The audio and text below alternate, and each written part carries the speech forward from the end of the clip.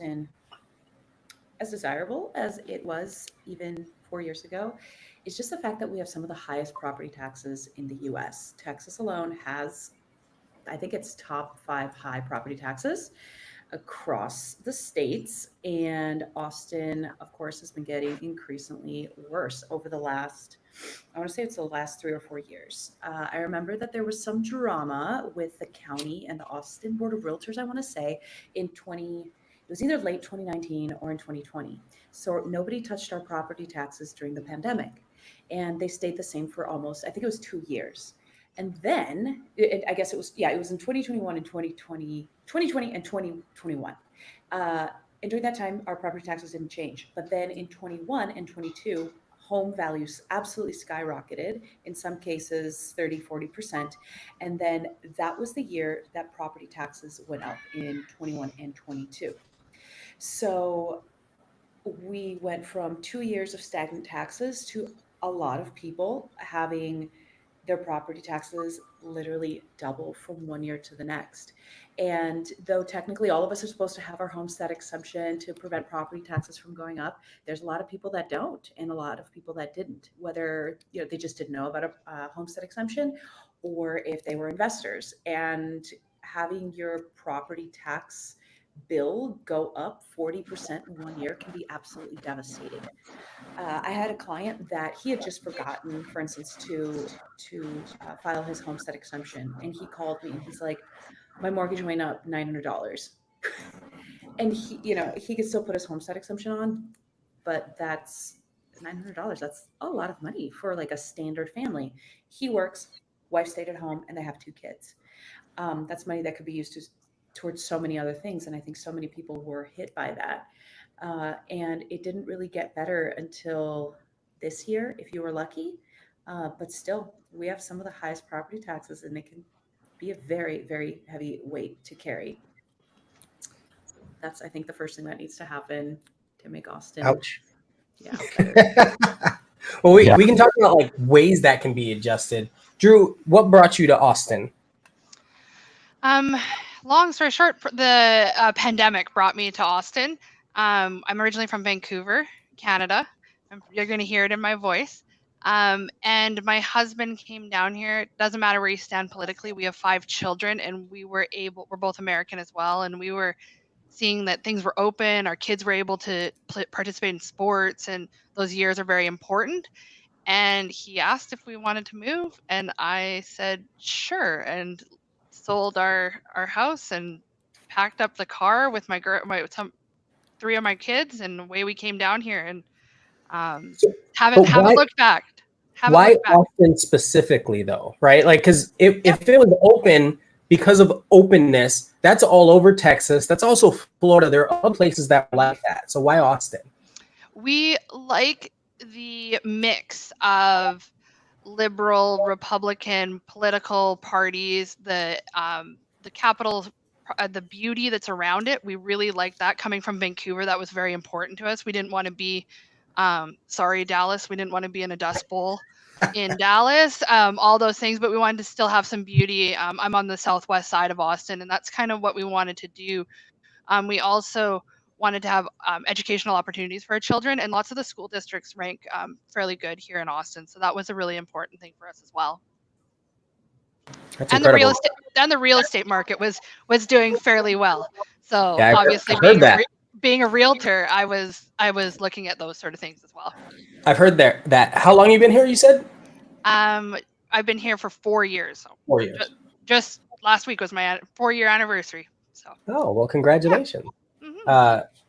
I don't know if the population's full anymore, so I don't know if this shirt actually applies. But that's a conversation for a few minutes from now. JJ, how about yourself, man? What brought you here?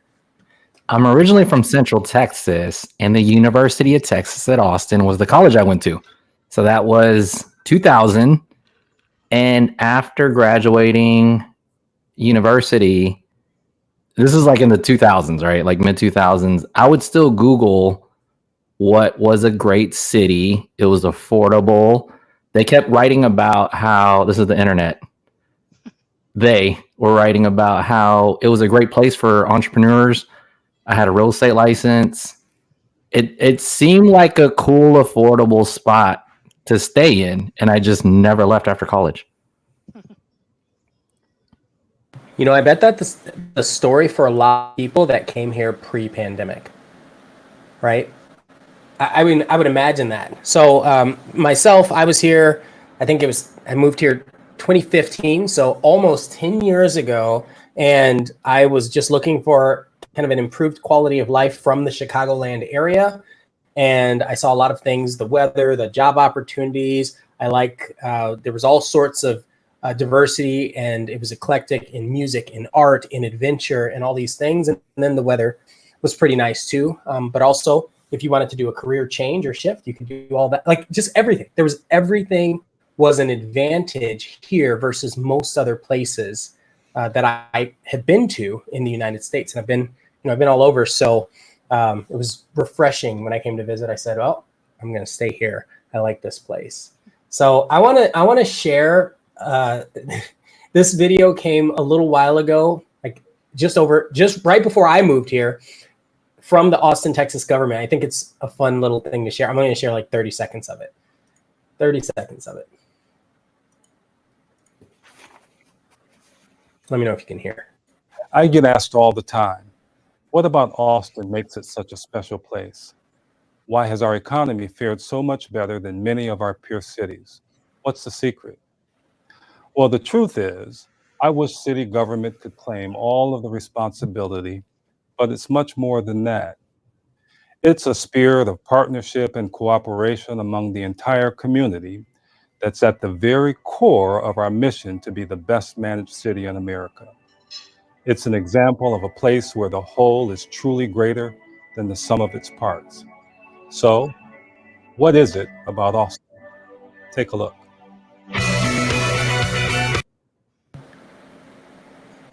All right, I'm gonna stop that right there. What do you think about how the city is managed?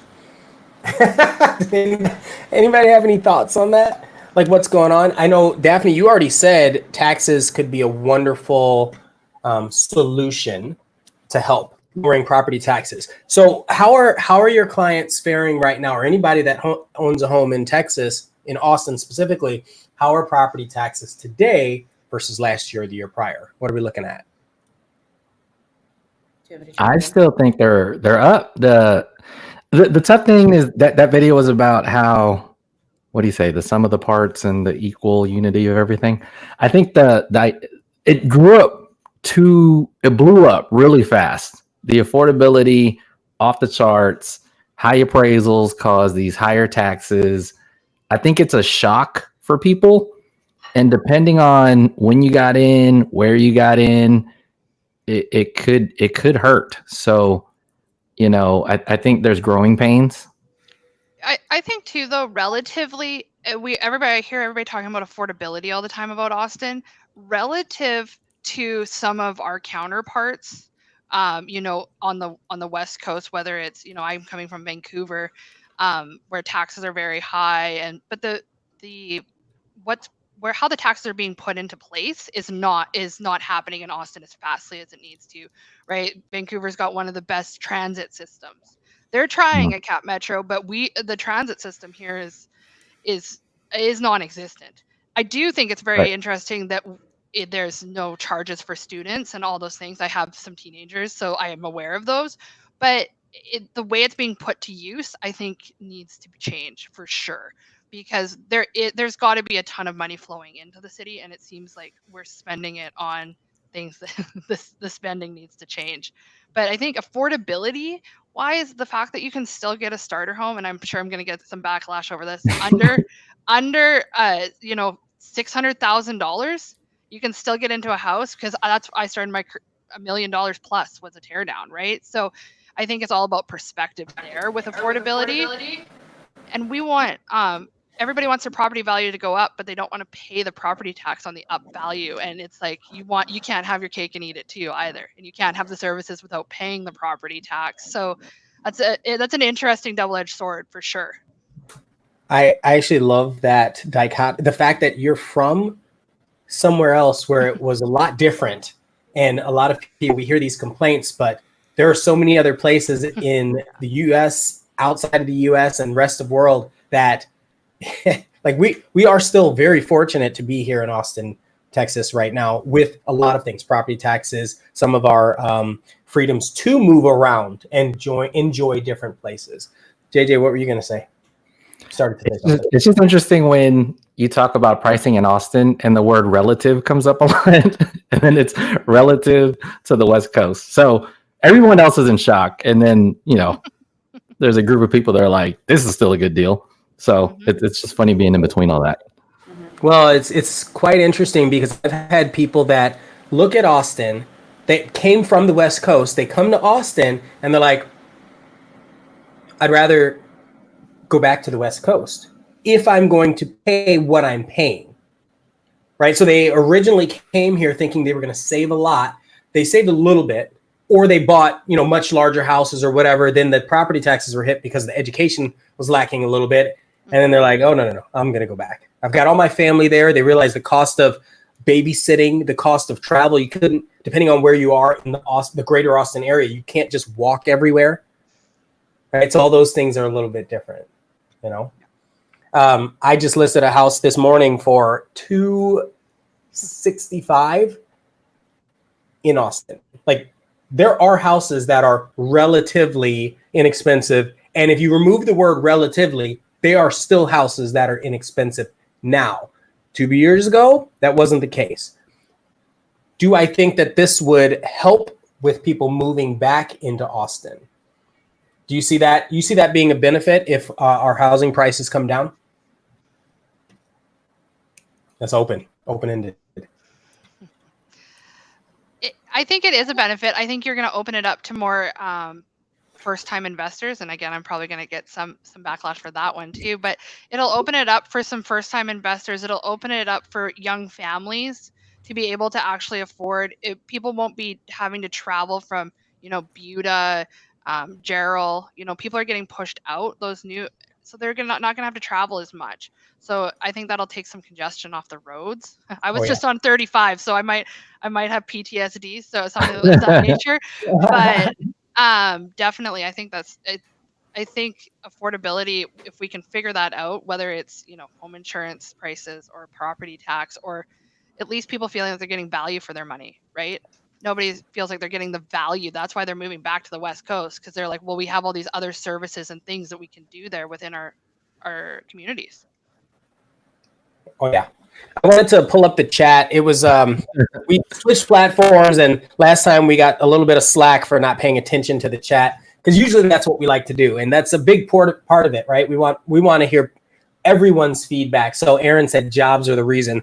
I'm assuming that Aaron is referring specifically to the reason that Austin is having we'll call it slump that it's in. What do y'all think? Mm-hmm. Slump as in, there's more money floating around causing the prices. So I think that's jobs.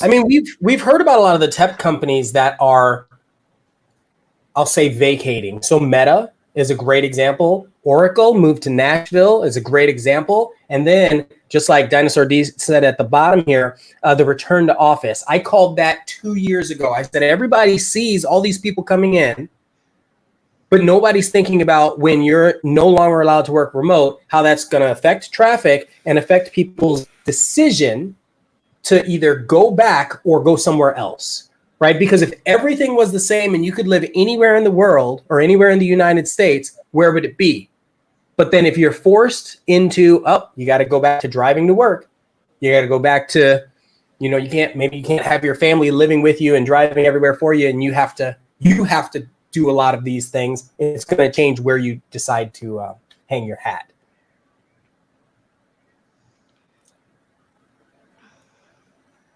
Any other thoughts on these? So let's see. Heather, thank you for watching. The city is being managed terribly. Oh, it was an amazing. She's not sugarcoating it. I know. I don't believe that, Heather. It was an amazing place to grow up. So Heather grew up in Austin, and it's barely recognizable as the wonderful city it once was. But if you were to listen to the mayor or the city manager, he seems to think it was great. Now, this was 10 years ago. So the question is, for those of you that, it's kind of interesting because some of us, we didn't know what it was whenever back then was, because back then it could be a long time. But today, I know when I moved here, I liked a lot of things, and then it's still changing. So what are the things that we can do to kind of get back to that point where we all think people will continue wanting to relocate here? So let's talk about city management. Is there anything that you can see being managed poorly that we can improve upon? I think you said transportation. Yeah, our transit is not good. It needs some improvement for sure, and the accessibility and walkability is not that great. I do love Austin, and I think there are some great points. It's a great place for a young family. There's some really great opportunity here as a business owner. Both my husband and I both run our own small businesses. It's a great, friendly, awesome city, but it just needs to get back to its core values, what those were. Which are? 10, Which 30 are years what? ago. I think we need to ask the city what those were 30 years ago. Heather might have some insight on that too, right? Forget the city. Like, I mean, yeah, but like, what were the core values that made you say, man, Austin is the place? I think, I'm a transplant, so I can say this. I think people brought their community and what they didn't like about it and tried to implement it here. And if you start changing it into what didn't work, whether it's California or Canada or Toledo, those places, you bring it and you try to implement it here. Well, it's not those places, so it doesn't work the exact same, right? Like, I love the SkyTrain in Vancouver. Is that a feasible thing for the city of Austin? Probably not, because construction doesn't seem to move quickly. But it's not. There's a lot feasible. of construction. There's transit. I mean, the highways they're always under construction. Yeah, I think we need to find a plan for those and stick to the plan instead of adding on to it. I think we need to do some really good planning. I think a lot of it's reactive instead of proactive, right? I think there's a lot of reaction, and we grew really quickly. I think it's just growing pains right now. I know I've brought this up before, but do y'all think there's any opportunity for digging under or going over, like you said, the skyline? Any of that? You think that would improve our city, our traffic at least? I mean, we need transportation. Yes. We need rails. We need something. Technically, would it improve it? Yeah, absolutely. Is it actually feasible? Probably not. Like, we don't have basements in Texas because we have expansive soils. So going underneath the city, I don't think is going to be realistic. I could be wrong. Going above the traffic, like doing like an air tram thing, that would be awesome. But realistically, like, that's a massive investment that I don't know that Austin's actually able to do that. So it's interesting you say that. We don't have basements in most houses. There are a few, but in most houses. But you'll notice sky rises, a lot of these other corporate buildings, they're fine, right? It's just what they're using to construct the buildings. And steel might be much more expensive. Or, I mean, now we've got some of these Lavacrete 3D printed homes. Maybe that could be used as some sort of foundational model for these tunnels under Austin. Again, I'm not an engineer. I don't know. I'm just saying, how cool would that be? I think that would really improve. If the traffic improved, Austin, do you think Austin would improve? I think that's a question. If the traffic improved, do you think Austin would improve? No, not completely, because also the culture has really started to change. I don't see it as much because I got here, when did I get here? 2010, and I've kind of grown up with it. So I haven't really noticed like this massive change. But every now and then, for instance, like I've talked about this in other episodes, South Congress, it used to be so quirky and full of like cute little funny businesses that were independently owned. And now you have freaking Kendra Scott, and there's a Nike store, and like, what is that? That's Hermes, right? Like Hermes, yeah. Corporate, and right? Of course, we all like luxury things now and then, great. But I feel like that's what the domain is for. That should have stayed there, and y'all should have, not y'all, but like they should have left. I didn't do it. I promise. I know it wasn't. I didn't bring it from Vancouver. I swear. I promise. No. But it's like all this development and all the culture, the shift in culture is kind of demanding that, or at least it is allowing for that, and that is what is being presented, and that is who is coming. People that want that instead of people that want like Amy's Ice Cream's still there, luckily. That's been there for decades. Yeah. Do you think it's people that want that, or the businesses anticipating based on their studies, their independent studies?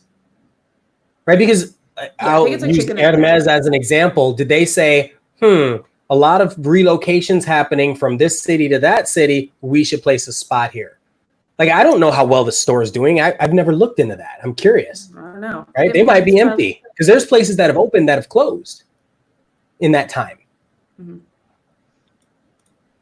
And I think it's about looking forward to, like, I hear this a lot. Austin used to be, this is how it used to be, and this is what made it so cool.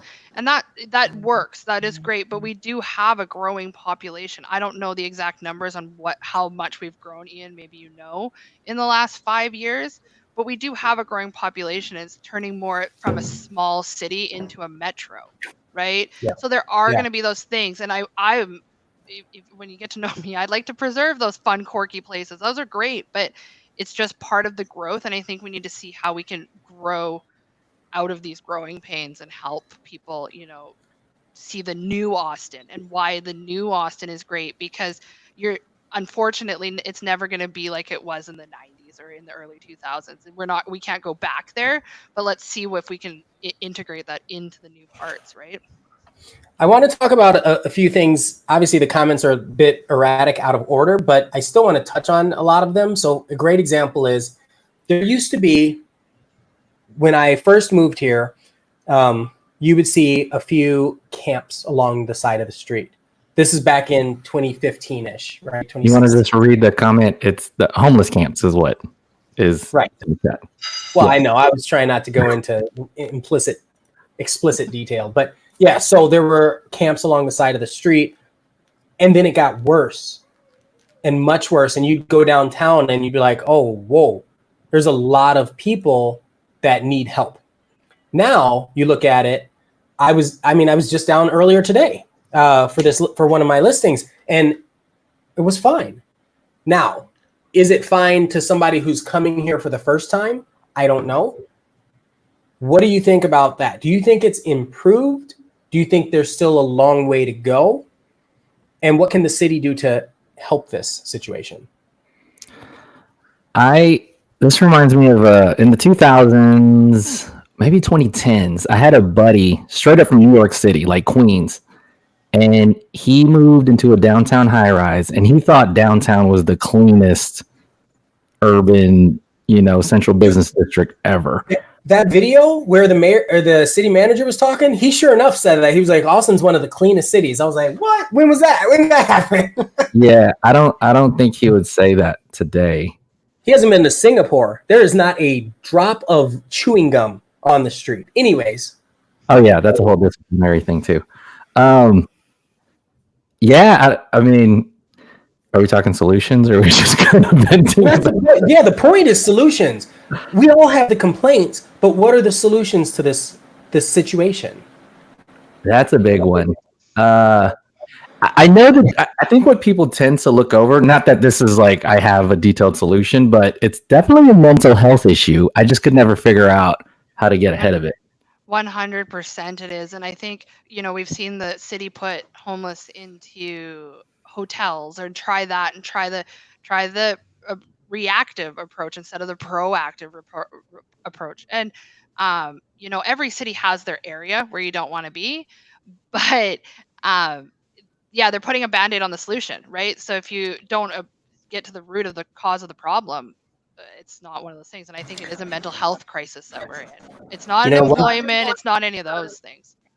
One thing I heard a lot as I do research, and you look at articles and you listen to what people say, and one thing I heard a lot is that Texas is 49th is out of 50 states that take care of their veterans. And I do know that a lot of the homeless population are veterans. And so I think that is a path to retribution and to helping this community. That's one thought I have. I don't, I'm not a statistician, but I do think that that's a big point that we've overlooked, or maybe that some have, some haven't, but it's not necessarily just people. There's also You hear about people being brought in from other cities. You hear about that. These all become things that might contribute to what some people consider problems. And so I'm thinking, is that a solution, is to stop some of the migration?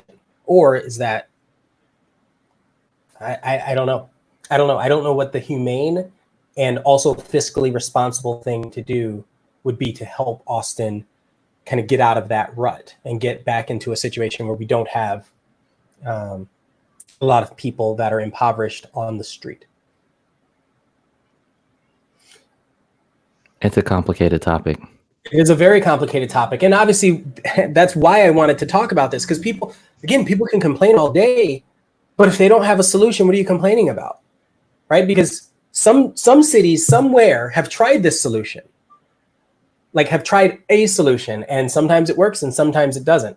I will say this. I've seen a lot of stuff that is not working in other cities. Yeah, that's for sure. Let's not do what they're doing. If I know anything else, it's like, no, let's not do what that city's doing. I'm not going to name those cities. Whoa.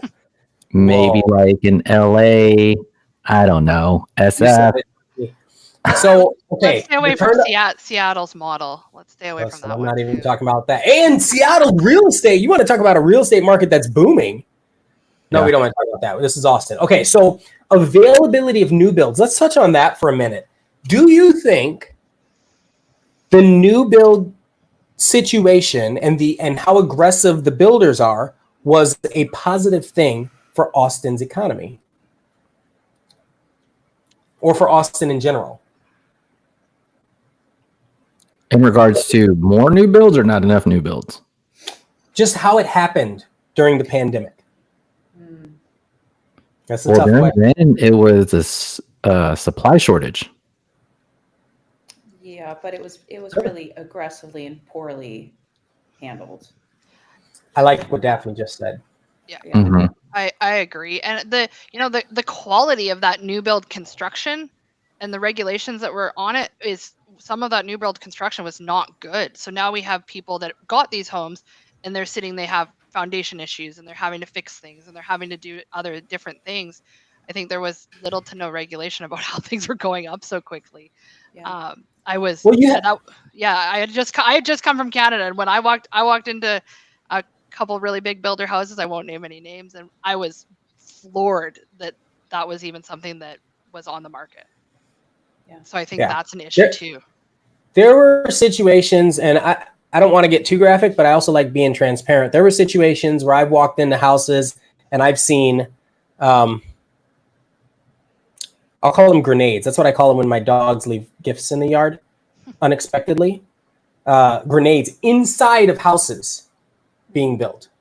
And then there were all these conversations about the 2x4s having the joists in the middle or having no joist in the middle to hold it together. So you have this beam, this wood beam that's supposed to go from the ceiling to the ground, except there was a separation or two, and it's actually 3 beams put together with a couple nails. And you're like, oh, that's supposed to hold my home together. Cool.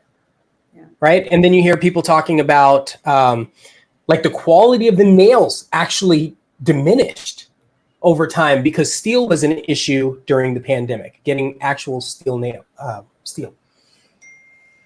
It's pretty interesting. There were a lot of little things. And like you said, the regulations, I think there was some relaxed rules happening. And now we have a lot of builders with a lot of inventory, and they're throwing everything at people to get them to buy, while you have people that have moved somewhere and they have their homes for sale, and they have to compete with these builders that are giving us, pandemic interest rates. So you can get a 4% interest rate, 60,000 off, and they'll pay all your closing costs. And then you're looking at this other house, which is only 2 years old, but the seller can't do that, or they'd be upside down. And so how can we fix this? Give me some ideas. How can we fix this thing? I think a lot of it just has to be time. What goes up must come down. And Austin was not particularly hit hard during the original recession in 2008, 2009. And it's like, we had to get hit at some point, and this isn't a full-blown recession, okay? But it's like, it just had to swing the other way. And unfortunately, I think what a lot of this will just level out with time. Mm-hmm.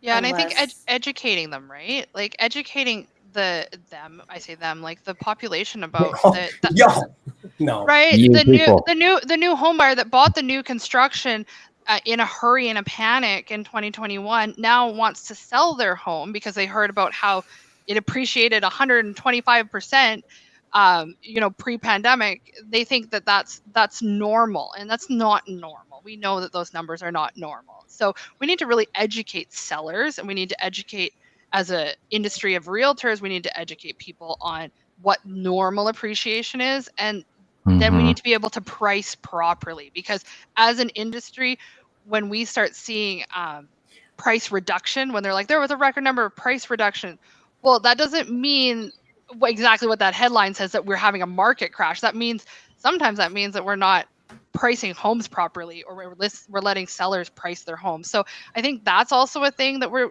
getting into as well when we're competing with those new builds. It's definitely good to show, but I really think as an industry we need to do better with educating them on what their home is actually worth, not what somebody might pay for it, what it's actually worth to more than the one person, right? I agree. And this is the realtor show, right? So we could talk on this better than homelessness. So yeah, I think, when people are buying, back then when it was really hype, I used to ask, are you going to be here for a long time or a short amount of time? Because these are low interest rates, which mean a possibility of inflation. So you got to be careful about timing. And similarly, when you have high interest rates, these are less inflated prices. So you have to understand the herd mentality, interest rates, how you're navigating that and making decisions. Because the tough thing was the person that bought at the peak and thought that they could sell a year later, and it really hurt them badly with that strategy. Well, so to speak on that point, I think a lot of people didn't think they would have to sell. That's the real issue. Unfortunate too. Yeah, that sucks. Yeah. Right? So most people were like, I'm going to uproot my life because I can work from anywhere. Mhm. And then, the job market shifted a little bit. And they're like, no. You know this was temporary, right? We told you that 2 years ago. And you took advantage of the situation, rightfully so, because it was better for your family. And now we're shifting back and you have to go back into work. And the reason why I'm so passionate about that specific thing is I didn't tell you this part. When I left a cush career, corporate career. I was making good money. I just wasn't happy in the location.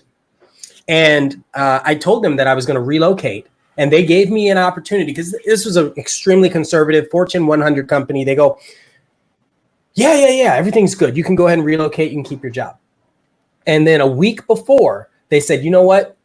We're doing the numbers. We're looking at everything. No, we can't do it.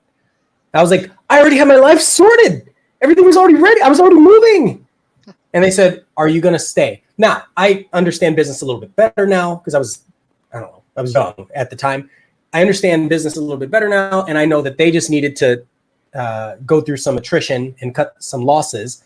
And this was an opportunity for them to say, you can go, but you are going to sacrifice some things. And I made the decision consciously to uproot and do that. But most people didn't have that. They were told, yeah, go ahead, do what you need to do. And then after, the term is renege. I don't know if there's a PC, is that like a non-PC term? Anyway, I think they so. reneged. most of the companies reneged, and they were like, no, we went through everything, and the pandemic's over. Y'all got to come back to work. You couldn't have expected this to be forever. And so many people, I'm sure they did expect it to be at least longer than a couple years, right? And so it really hit this market harder than a lot of others. And that is what we're experiencing right now. We have so many homes available. Solution wise, what do you tell that seller that says, I got to sell? I didn't know I was going to be in this mess. Well, okay. Before I get to a solution, I want to kind of impress upon people. sometimes you have to hit rock bottom, or sometimes you have to get hit pretty hard to realize the error in your ways, right?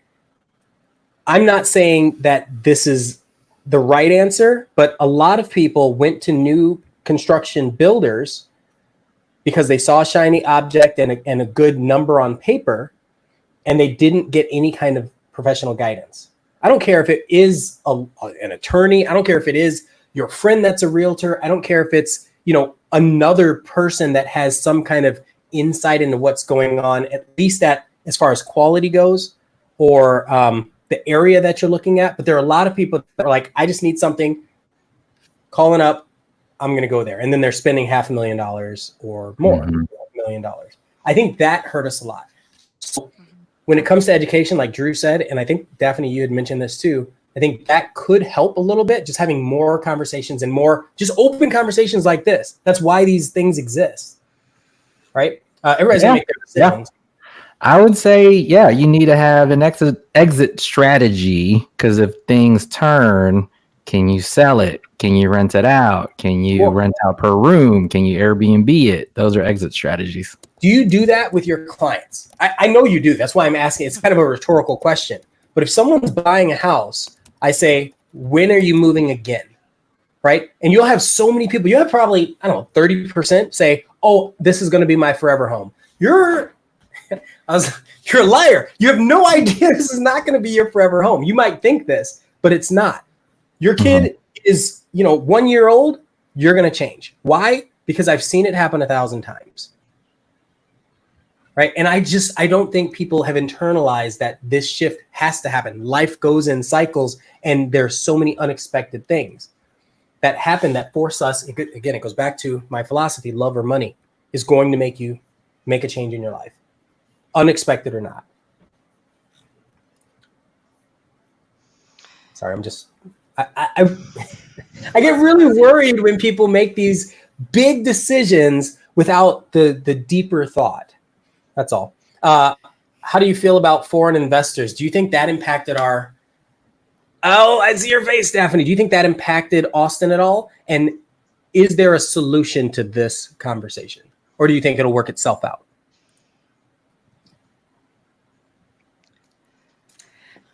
I'm just going to share my... I'm curious. George Smith, add more to that. Elaborate. I love it. Okay, so... There's so much in the comments here. Like, I'm going to say this, but I didn't write this. Yeah, those are funny. George Smith says, native Austinites are just blah and snarky. I'll tell you what, personally, I don't necessarily have that experience all the time. But there are so few and far between that it's like, if they are, I understand why. Yeah, I know what he's saying. Yeah. Well, okay, like I literally wrote this down.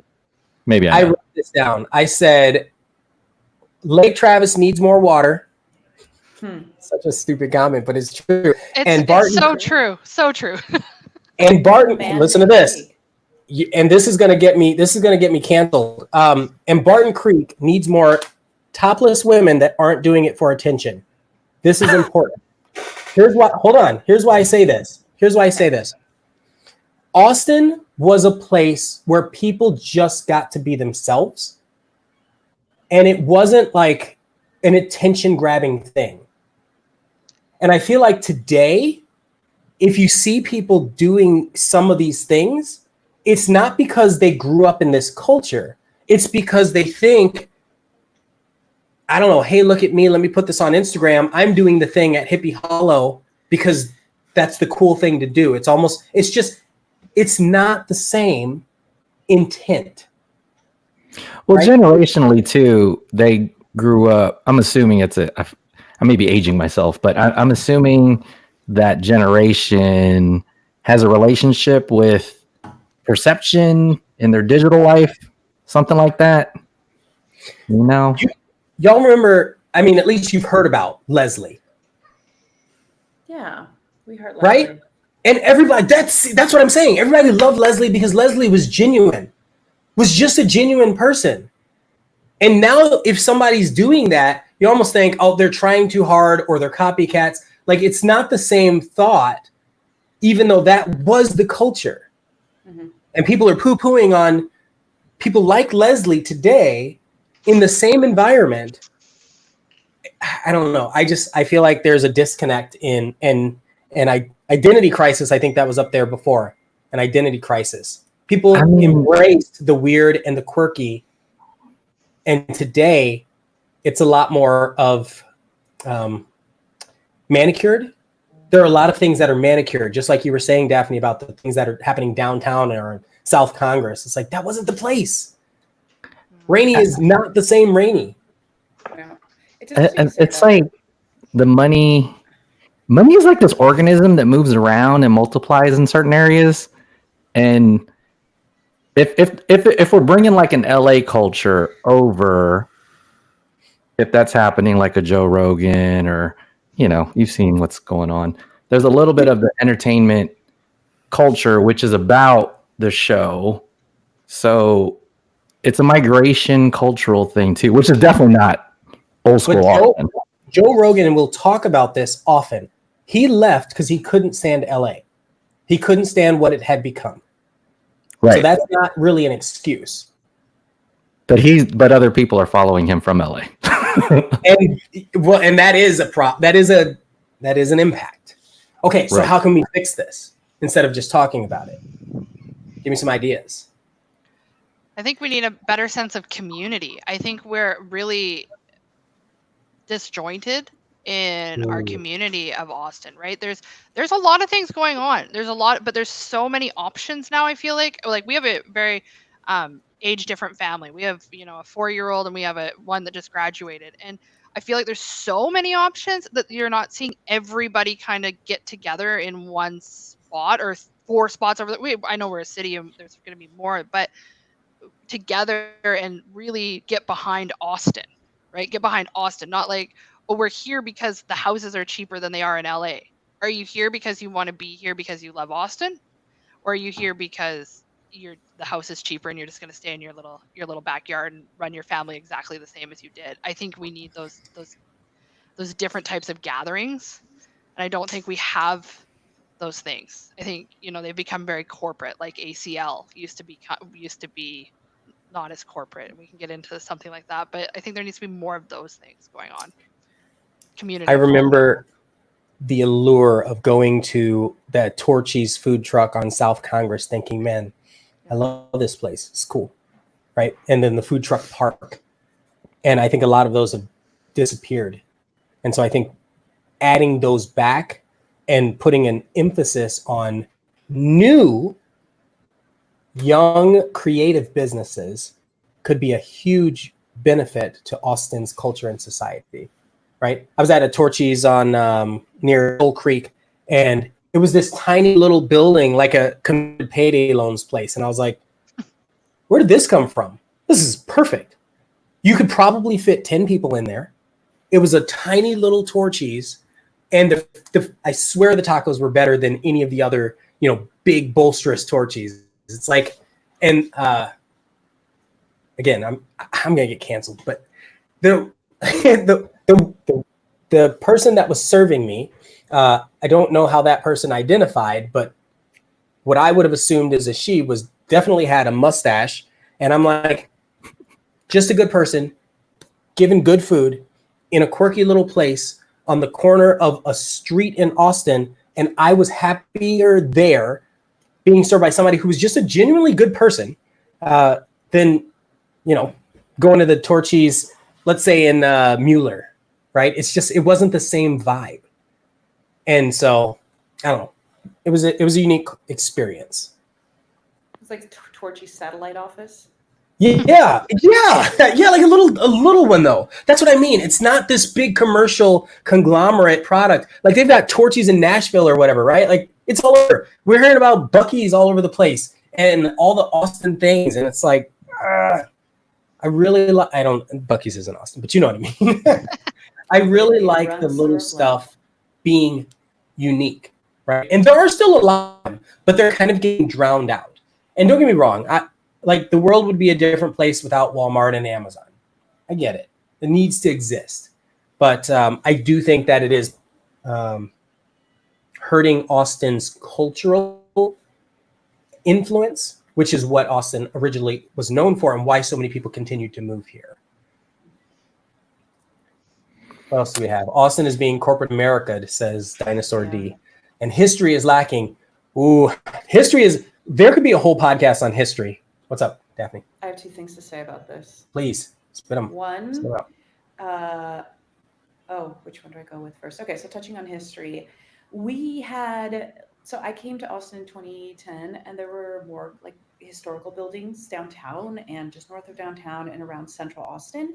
And so many of those have been knocked down. For instance, on South Congress, again, but like just south of the Capitol, not south.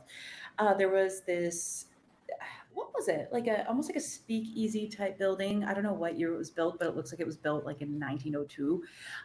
It was called Copa, and it was a Latin cuisine restaurant. And then I think Friday and Saturday nights they would move everything and then have a salsa band, and people would come and dance salsa all night long.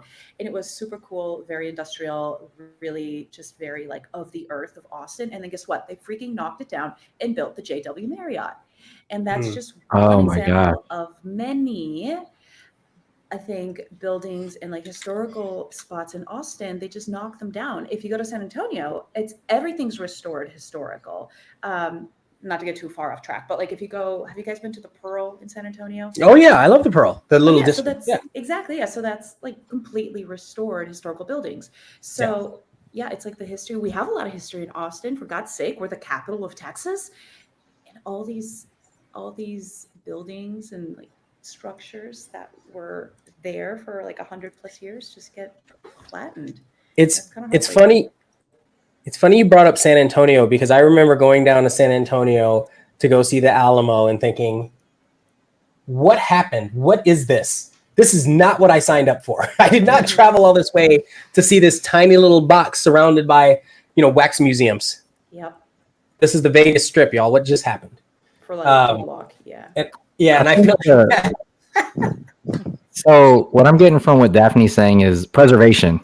Can the older Austin generation preserve, document, market the old culture? Because this new culture speaks digitally. Yes. They went to school digitally. We're out here maybe not using those marketing systems, that voice or platform as much. If I get on my social media right now, it's going to be probably more younger generation curated, because it could be like a generational tool thing, like what you're talking about. The person that looks for attention a certain way is going to get more exposure in the social media world than someone documenting like Copa. What's sad, Daphne, is I remember Copa, but I totally forgot about it until you brought it up. Yeah. That's scary. Such a cool spot. It's such a cool spot. That's scary. There have been a lot of those like really cool spots, like Spider House, great example. Love that spot. And all of a sudden it's just, they're like, we're shutting our doors because we can't maintain. And don't get me wrong, some of it was due to the pandemic, but even before that, I think there were people that they weren't buying into it. Yeah. I'd go into the Spider House towards its end and there was just nobody there. I'm like, why is nobody here? This place is cool. Yeah. I mean, it's probably a little dirty, but it was cool. Can I kind of piggyback Please off my original point a little bit too? And then we were talking about like what's going to preserve the previous culture. Obviously, we're never going to get it back 100%, but Austin used to be blatantly and proudly the live music capital of the world. And I don't think it is anymore. Like, it's hard to find live music unless you're like paying for a concert. You don't really find live music just like as you're walking through anymore. And I think if there's like an initiative where we can support artists and encourage them and provide places for them to go do that, that would help, I think, be a step in the right direction. That is a huge solution. Absolutely. Because you are right. It is hard. Even Blues on the Green, was it Blues on the Green or the Symphony? One of those, they weren't Symphony in the Park. They stopped doing a lot of these things. Yeah, or announced that they weren't going to be doing it because they couldn't afford it. But that is a big part of Austin, was the music culture. And you have like Nashville, I think, is what's taken the crown in the US.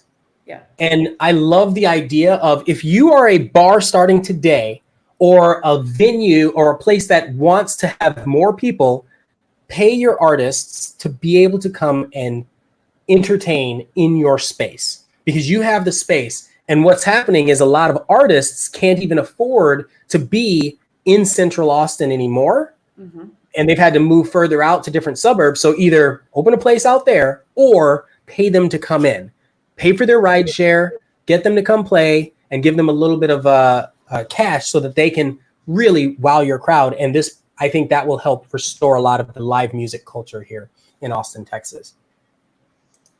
There's actually nonprofits that I'm looking some up. I forget their names, but now that we're talking about it, there's the Clifford Anton Foundation, 501c3 nonprofit in Austin, dedicated to preserving our music culture and community by caring for our elders and investing in our youth.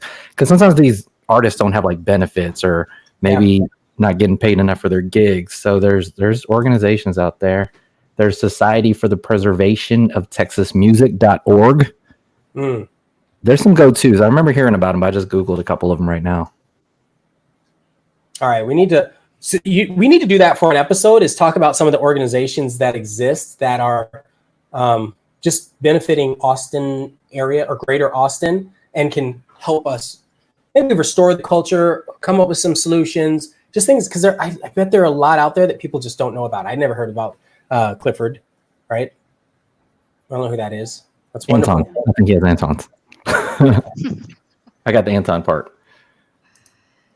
Oh, this is good. Heather says, just because you don't know the history doesn't mean it's lacking. That right there goes back to the education that Drew and Daphne and JJ and everybody's been talking about, because there is a lot of history in Austin. Oh my gosh, if you knew some of the history in Austin, you'd probably blush. I think we need to get Heather on to tell some of the history. Heather doesn't want to talk about. Actually, no, the history would be good. She knew Leslie, right? Like that's a great example. Yeah, she's got a very deep knowledge of Austin in general. I think Heather would get on. Oh, she'll get on one day. One day. We'll drag her on. Dinosaur D says, I think Joe is more of an Austinite than a Californian. I think that a lot of people think they're more Austinites than wherever they came from until they're here. Yeah. And then they're like, but what about this? And what about that? Is it really 103 degrees for 90 days? Yes. Yes, it is. Wait, so it doesn't rain all the time? No, it never rains. No. And people are thrown off by that. But what else do we have in here? This is what's happening in Seattle. Foreign investors buying up properties. That is, I believe that the Texas Governor Abbott had put a hiatus on that for a short while. I don't know if that's still in play. I know it was part of a conversation. Does anybody know about this, foreign investors? It's a conversation that's happening right now. I work with Canadian investors, so I'm going to get some hate for this too. But I do think there needs to be some... Are you saying you're part of the problem? I am part of the problem. Right. No, I think we need to put regulations in place. I don't think we need to stop it right altogether, because Canada did put a moratorium on foreign investment for 2 years, and it really hurt. It really hurt some things. Really hurt property values in downtown sectors. It did a lot of different things. So I really think it needs to be done properly if we're going to do it, and just limit it. I think there needs to be a limit and a bandwidth that we can be in. Whereas I don't think we need to totally break it down, because I think we're going to have some people move here from there. Once that they just dip their toe in, invest, and then they buy a primary and they move down here, right? I have 4 or 5 of those that it's happening right now. And they're going to add to the culture, and, hopefully they love Austin and they don't try to change it into where they're running from. But, all those different things, I don't think a whole moratorium on foreign investment. I think regulation is the key there. I think all of it is a little sticky, because you have people that are in the camp of, I don't want any oversight. Let me just do what I do. This is a capitalistic society. Let's build what we build and act how we act. And then you have the whole opposite side, which is like, no, I'd much rather pay taxes for nice schools and nice living situations and a wonderful environment. And then you've got the people in the middle that are like, well, we need some rules, but where's that line stop, right? It's always a pendulum. So it's a lot. And Austin sits kind of in the middle of all of that. Like it goes left, right, middle. And so, like you said, if people do come here, you hope that they don't change it. But then we also agree that there needs to be things to change it or restrictions so that it doesn't end up doing the things we don't want it to do, or it doesn't move forward at all. It's like, what in the world? So like George said, Heather, you're right. The problem is the history is not well known. I think that would be really cool. JJ, we should look up if there's a nonprofit that focuses on the education and the history of Austin and the preservation of it. I don't know if there's any that go to schools, or like how many homeowners move here and know nothing about Austin. They just moved here because of the job or like I said, love or money. They didn't know anything about Austin. They just came here and they're like, Austin seems cool. I'm one of them. I knew. Yeah, I'm not afraid to. I knew very little about Austin other than face value, and I was lucky enough to hook up with Heather, so she was able to tell me some things. But and don't get me wrong, I learned a lot. You probably learned a lot over the years. JJ, you spent a lot more time, especially at UT, where I'm sure they're like patting your brain with tons of information about what's going on in Austin. Mm-hmm. Daphne, did you get exposed, I guess is the question. Did you end up getting exposed to a lot of things that, like history of Austin? Like when? At all, ever? Like other than your own recent, more recent research, like I've looked into a lot of things during the pandemic when my thumbs were twiddling. Not really, but I've had to research a lot of things on my own, right? Do you remember a time where things were just showing up in your face, where you had answers provided for you? No, or education provided? I've also had to do a lot of research too. I mean, mostly because of my YouTube channel. Yeah. Whether it's like we're talking about HEB and talk about the history of HEB and how that came to play, or like I did a video like a year and a half ago about like some good coffee shops or whatever. And there's this one place called Freddo's. Oh, I love that place. Austin, right? Like awesome. that's a whole historical. The Victorian mansion one, right? Yes, the haunted mansion. And there's by default, I've had to learn a lot of history and a lot of things about Austin, and there's still so much that I don't know that I don't feel like is like super readily available. Yeah. Like for instance, Austin used to be called Waterloo before it was called Austin, which is why we have like Waterloo Records, and then HEB I think carries an off-brand called Waterloo. They do. A lot of people don't know that, or maybe don't realize that, and then we don't know. Off the top of my head, I don't remember why it changed to Austin instead of Waterloo, right? And I used to. I can't remember anymore. Some dude. These are Even if Austin dude. Some guy did something. Some guy did. So these are all things that affect our culture and things that affect our town, but they're not particularly obvious. Yeah. From in our day-to-day. Have y'all ever taken, this is off the wall, have y'all ever taken the tunnel from the Driscoll to Quay Pit, I think it is? No. Underground tunnel? What? Whoa, no. I didn't even know. I know. That's what I mean. Like, I've never done it either. I remember looking at videos, doing research, and I was like, there's a tunnel system? Wow. Yeah. I feel like one way to fix Austin, and this is actually, I want everybody else to give me something. What do you have? What are your closing thoughts for ways that we can improve our culture and our society for people that are living here in Austin, greater Austin, Texas area? Drew, you want to share? I think supporting small business, right? Because we're lacking that character, and I think really supporting small business, whether it be through a tax cut or some sort of incentive, I think that's really going to bring back your culture of people wanting to be in Austin, and going to bring back the unique quirkiness, right? Instead of giving tax cuts to Hermes. I'm not saying, I don't know if they did. I'm just saying, giving them a tax cut to come in, or giving them something back. I think we should be doing that for our small business owners, and in turn they spend that money in the community. I think would be my number one solution. I love it. Daphne, what do you think? Closing thoughts? Yeah. One of the things that I like to see in general, and this is whether you're moving to a new place or traveling to a new place, is respect the culture that's there. And I think Americans get in trouble for this a lot when they go to other countries. They just show up and they're like, it needs to be like the US. And same thing when you move from one state to another, or one part of the world to the other. It's like, take a moment to actually analyze what's going on around you. What is the culture there? And be mindful to respect that. And I think maybe that's part of what has gotten us into some trouble. People try to twist what we have here in Austin into their expectations instead of just taking a moment to really absorb their surroundings. Interesting. Heather just added smarter development decisions that protect our natural resources. I think that's a really, really good ad. JJ, what do you thought? What do you think? What do you thought, JJ? My think is, I love what Daphne said. I think out of respect, out of knowledge and awareness too, just so you understand your surroundings, to learn the history of Austin, that way you'll get more respect. When you respect the culture, you get respect from the people that were here before you. And there won't be that, Hermes issue. Hermes is going to be angry with us after this episode. Yeah, right. They're going to sponsor our next one. They're going to be like, come tour our different showroom floors. We'll give you a scarf for $1,000. Worth it. I know we are not getting the invitation to buy a bag today. That's Hermes, for sure. if you need sponsors, we're here for you. It's fine. Not afraid. You got to prove it to us, though. You got to prove it that it's worth it.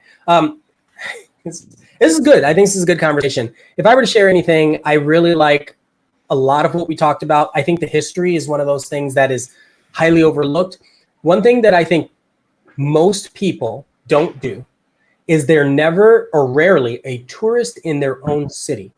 And I think that could help a lot with the education and understanding the culture. You don't know the culture if you haven't experienced it yourself. If you're just sitting in the house on the computer all the time, you're not living in the place, right? You're not among the people of the place. And I do that as much as I can. I go to a different coffee shop, local or wherever, and try to bounce to different places. So I'm learning more and more and more. But be a tourist, spend a weekend with your family and try to be a tourist in your own city and see if that improves how you feel about the city or it declines a little bit. And if it declines, listen, I know somebody who can help you sell your house. I'm just kidding. There is a lot of potential for Austin to return to the place that people heard about 10 years ago and they just can't wait to be part of that, whatever that is. And it's going to progress over time, but it's also a wonderful thought knowing that while it's progressing, we still value small business. We still have a wonderful art and music culture, and we have people that are kind and will pull over on the side of the road and say, come on past, because I was riding their butt. And then I'm apologizing as I'm passing them. Thank you. Right. And thanking them for letting me go past, because there was only one road and Austin had bad, city planning. Anyway, thank you all so much for watching. Thank you all so much for being part of this. And we will see you in the next Real Estate Lab podcast. I love it. Thanks, y'all.